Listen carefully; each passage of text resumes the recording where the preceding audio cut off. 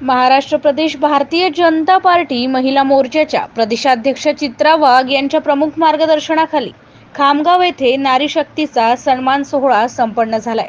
यावेळी महिला मोर्चाच्या प्रदेश पदाधिकारी व जिल्हा पदाधिकारी मंचावर उपस्थित होत्या।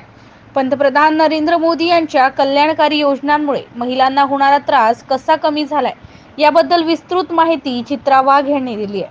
बचत गटांच्या महिलांसाठी हा मेळावा आयोजित केला होता। सुमारे 5000 विविध महिला बचत गटाच्या महिला या मेळाव्याला उपस्थित होत्या। MCA न्यूज मराठीकरिता रवी शिरस्कार, खामगाव।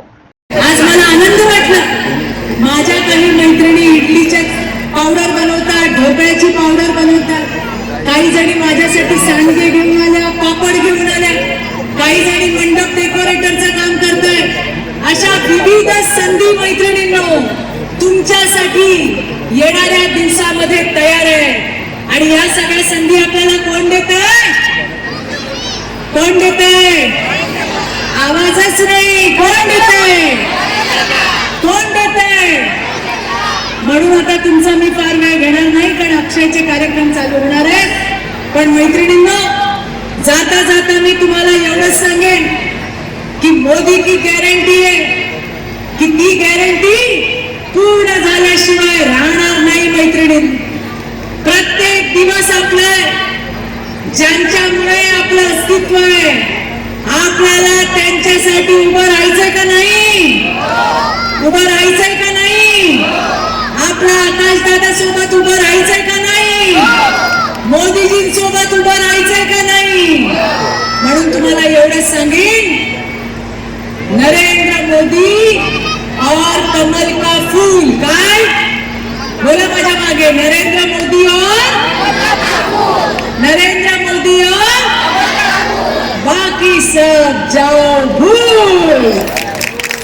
एवढं तुम्ही सगळ्यांनी लक्षात ठेवा।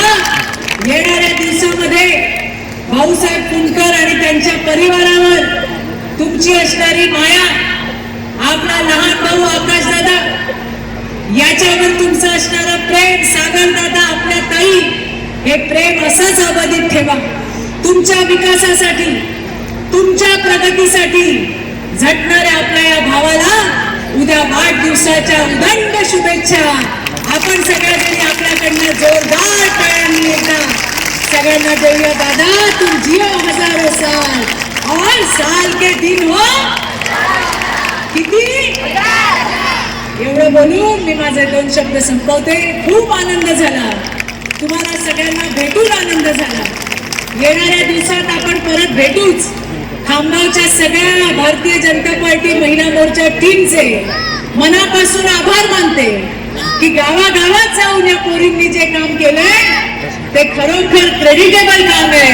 म्हणून आपल्या सगळ्या ताईंसाठी एकदा जोरदार टाळ्या वाजवा। भारत माता की, आवाज नाही, भारत माता की, सगळ्यांच्या हातवर भारत माता की, भारत माता की, वंदे वंदे। पडलाय की सत्तेचा जर माग आला असेल, सत्ताधाऱ्यांना सत्तेवरून त्याला खाली घेतलं स्टेटमेंट आहे। गोपीचंदजी कुठल्या मुद्द्यावरून बोलले त्याची मला कल्पना नाही। या सकाळपासून बुलढाण्यामध्ये आहे, त्यामुळे नक्की काय संदर्भ आहे याची माहिती नाही। संदर्भ माहिती न घेता उगाच काही बोलणं बरोबर।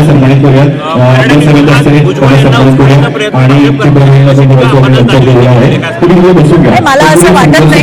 आपण बघितलं की मराठ्यांना आरक्षण देण्याची भूमिका आणि ओबीसीच्या आरक्षणाला धक्का न देता त्या ठिकाणी देण्याचं काम हे सरकारच्या माध्यमातून नक्की होतंय आणि झालंय। त्याच्यामुळे येणाऱ््या दिवसामध्ये ज्या काही अस्पष्टता असतील त्या सुद्धा सरकारच्या माध्यमातून नक्कीच दूर केल्या जातील याचा मला विश्वास आहे। भाजप हे घर पेटवणार आहे। कसं आहे की घरामध्ये जाऊन चूल पेटवायची आठवण उद्धवजींना फार उशिरा आली। ज्या वेळेला त्यांनी ज्यांच्या सोबत बरोबर केला होता त्यांच्या पाठीमध्ये वार करताना त्यावेळेला त्यांना घराच्या चुलीची आठवण आली नाही। मला असं वाटतंय की त्यांनी जे काही केलंय त्याचा परिणाम ते आता भोगतायत। आणि त्याच्यामुळेच अशा पद्धतीचे उद्विग्नतेतून येणारी जी वाक्य आहे त्याला आपण सगळ्यांनीच फार काही मनावर घेण्याची आवश्यकता नाही असं मला वाटतं.